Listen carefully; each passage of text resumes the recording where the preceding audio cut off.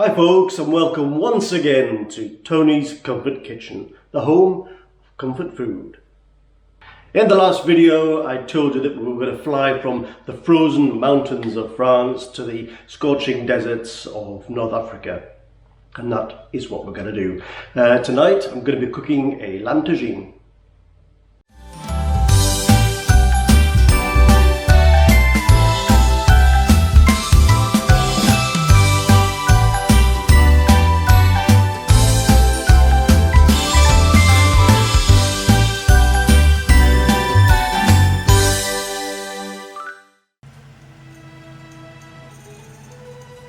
Right, so these are the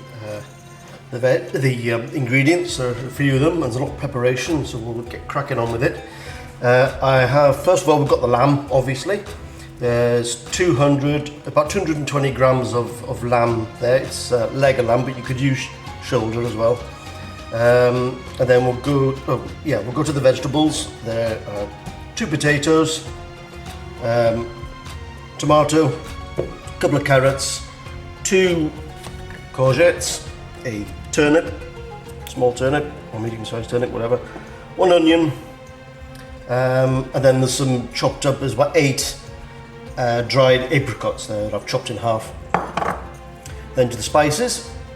There, now I'm lucky here in France, I can get what they call épices Tagine, so it's specially made up spices for a tagine. Now you may not be able to get this, so I will put a link, no sorry, not a link, I will put a list of the spices used to make up this. There's only a few, and you can make your own. I'll give measurements and different spices, and you can make your own, put it in a jar, and you can use it for a few different tagines in future. I have some saffron, a little bit of saffron there, and some what do you call it? God, I can't remember the name of it. Can't remember the cinnamon. Couldn't remember the English name. And then there is a secret ingredient that makes this dish, my dish, not an authentic one. A lot of dishes mention not just having saffron, but having saffron colouring as well, just to give the dish a bit more colour. Now I didn't have any saffron colouring, but what I did have was this, which is a Spanish mix for a paella, which has saffron colouring in it. So I thought, what the hell, put it in, and I'll tell you, it's absolutely amazing. It really does improve the flavour. Now again, you may not be able to get this. It's just a powder with different herbs and spices in, and colouring, obviously. If you can't get it, you can if you can find some food colouring, red food colouring, use a tiny amount. Anyway, it's not obligatory, but I put it in mine, and it was very nice. And that is it. I'm just going to show you what it all gets cooked in. Now this is a genuine tagine. It's an earthenware pot. They should be sealed at the top, but mine has a hole in for some reason, so I'll put a bit of foil in the top. And basically it keeps the steam in. The steam rises as it's cooking, hits the top, and then comes back down and into the dish. Now a lot of these, traditionally these are used on the stove top over a gas flame or what have you, but they're usually they're terracotta, so you can't put them on a direct flame because they'll just explode. So you normally have a metal diffuser, a plate that goes over the flame, but I don't have one. So I'm just going to start mine off in the frying pan, assemble it in the tagine, and then put the tagine in the oven. It'll take about, I don't know actually, I can't remember. It takes about an hour and a half. I'll check it after an hour, and then I'll see. So that's it. So right, first thing to do, we'll cut up the lamb, cook sear the lamb, and cook the onions. Okay.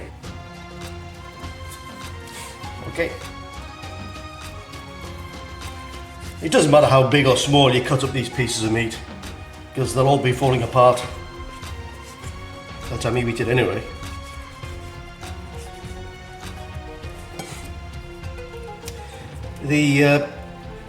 Strange enough, the meat, I'm not using a huge amount of meat here, as you can probably tell, only 220 grams. Because for me, the star of this dish isn't actually the meat, it is the vegetables. So just a modest amount of meat. I mean, you could double the meat up if you wanted. This dish would be more than sufficient for 2 people, I would say. But with a little bit more meat, you could, with the same amount of vegetables and a little bit more meat, you could actually do it for 4 people, I think. Right, I forgot to mention olive oil as well to cook it in, and I forgot to mention a little bit of garlic as well. My bad.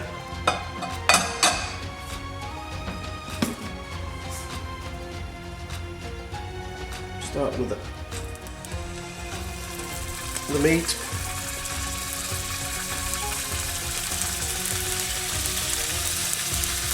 I always say, if you're going to sear meat, put it in the pan, don't move it around for at least 30 seconds to a minute, depending on the size of the meat. Otherwise it just starts to stew rather than sear.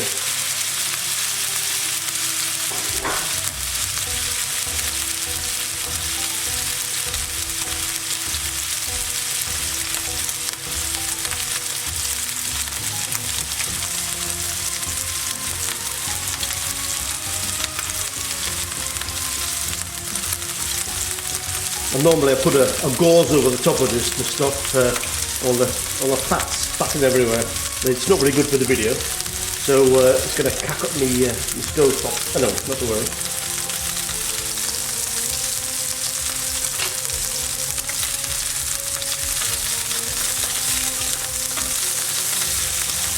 Yeah, but we're not cooking it all the way through, we're just searing it, giving it some colour, a bit of flavour.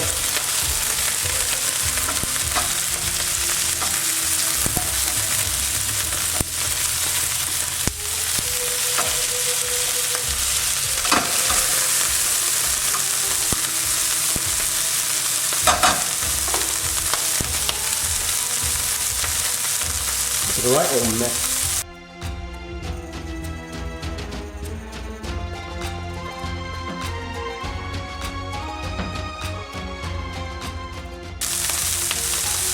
Down on top.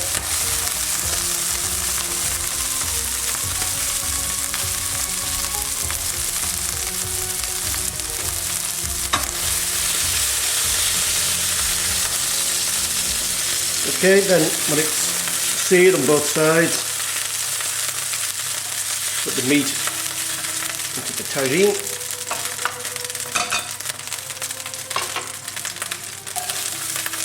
And add the onions,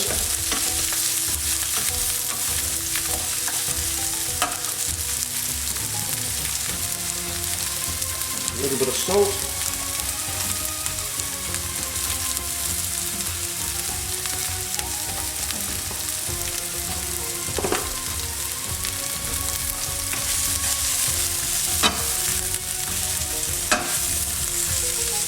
again, we don't need to cook the onions all the way through because it's going to be in the oven for an hour and a half.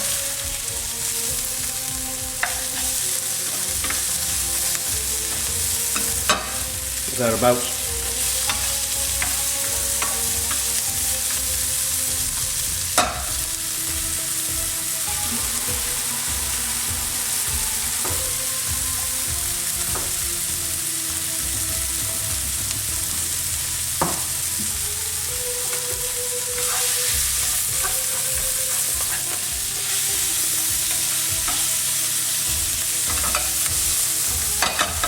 Okay,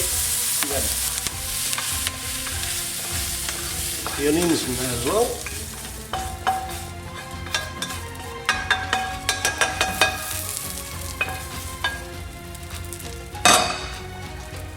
Then deglaze, so put a little bit of water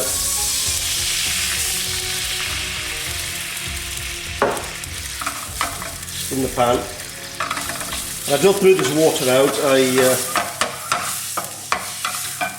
I put it in this bowl, which is the bowl that I'm going to marinate the vegetables in. You'll see that later on.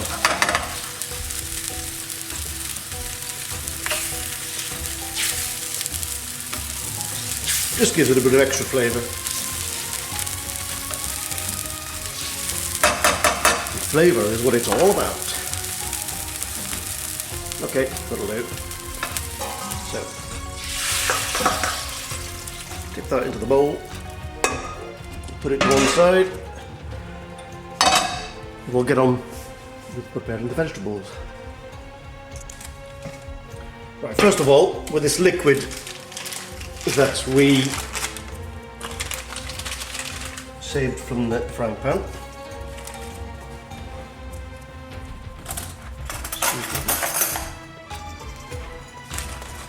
we shall add spices.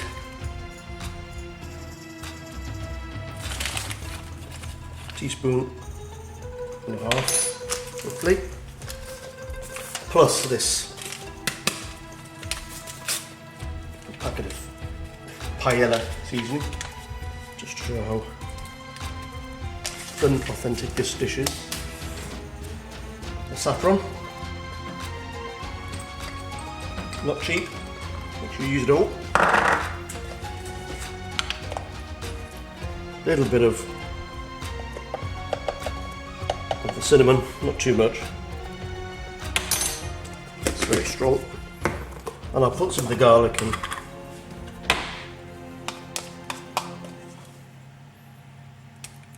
That's my aged minced garlic.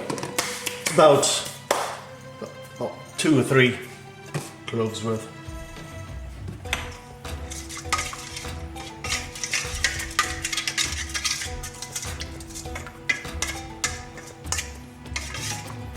Set up. Right, and so we will put that to one side and prepare the vegetables.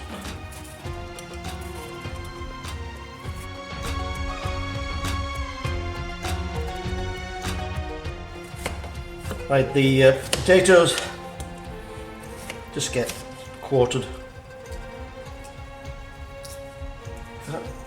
And you cut the put in the bowl.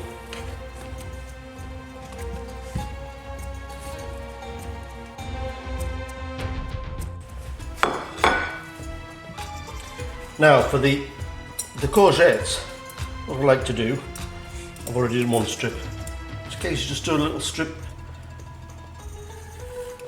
down with the peeler, and it just gives it a look. It's purely aesthetic. I think it looks nicer when it's in the dish. So cut them in half, quarter, and then half again.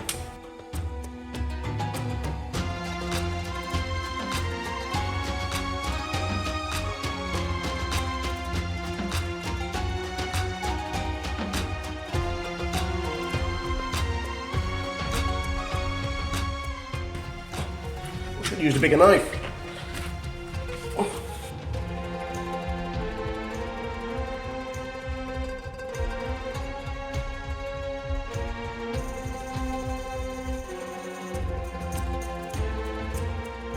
And that's that.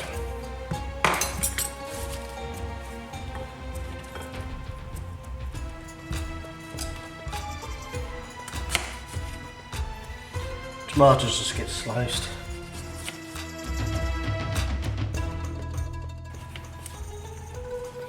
Okay, I'll leave those, so I won't put them in with the mix. Or those, I'll leave those separate.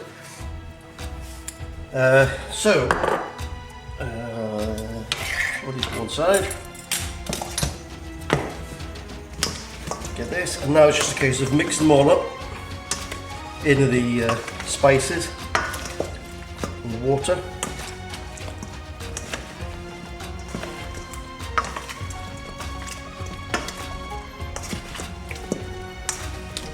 Make sure they all get a good coating.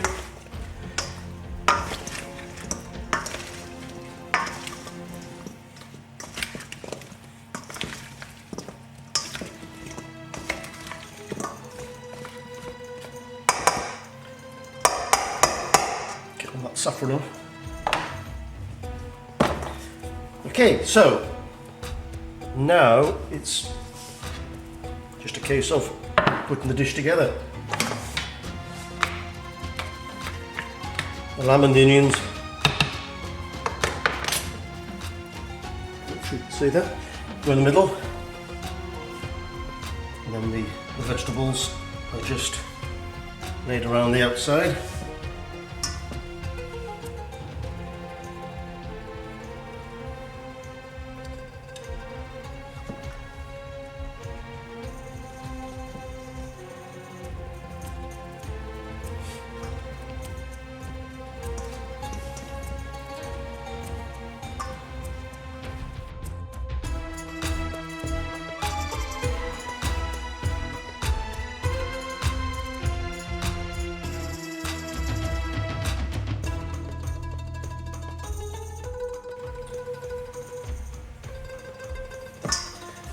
Try and make it look nice.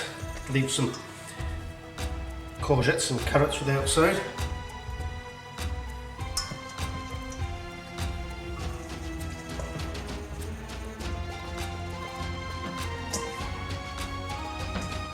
Yeah. Tomatoes on top. Forgot to put these on. Doesn't matter.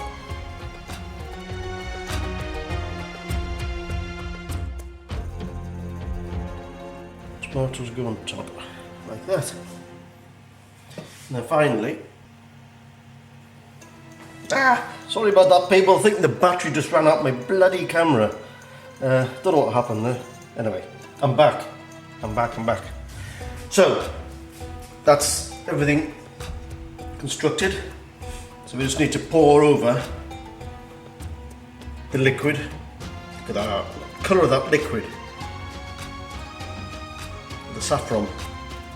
Ooh. Look at that. You just know that it's going to taste good. Don't waste those bits of saffron.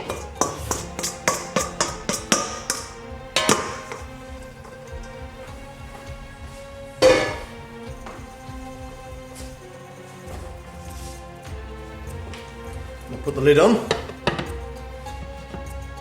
Now then, that should go in for about an hour and a half into an oven of, I've got it at 170 degrees Celsius. What's that, 340 degrees Fahrenheit, I think. Anyway, I'll put it in the description below. And then I'll come back to it after about an hour, check it, and then, but I imagine it'll be about an hour and a half. So I'll see you then.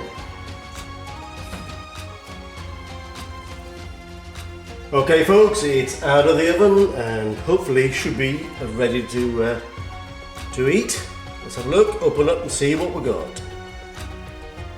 Wow, look at that. Looks pretty awesome to me. Just check my focus. Okay, one thing I forgot to mention again was the addition of some chopped coriander and parsley. So, sprinkle some of that over.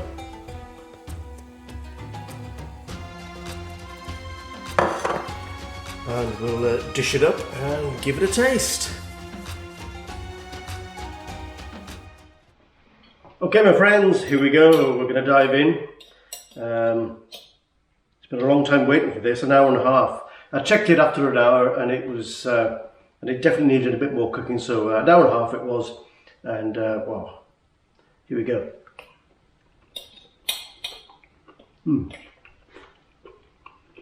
bit of meat. Oh.